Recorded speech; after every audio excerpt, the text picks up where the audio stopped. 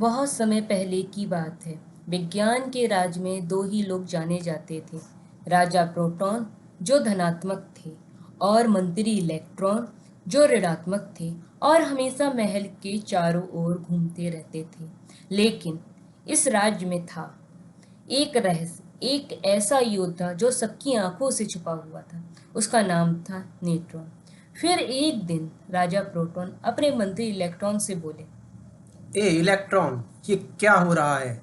मेरा महल भारी होता जा रहा है, लेकिन कोई नया नहीं दिख रहा है।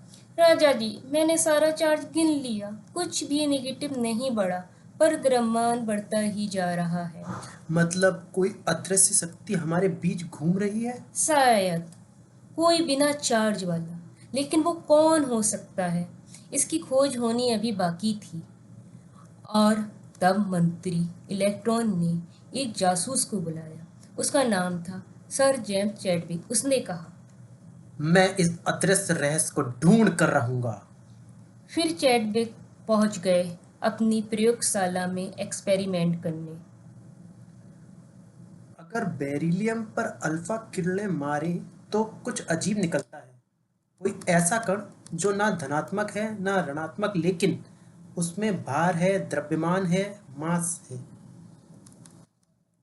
और फिर चैडविक कहते हैं, मिल गया! ये है न्यूट्रॉन। ना तो प्लस ना माइनस, लेकिन बहुत काम का है।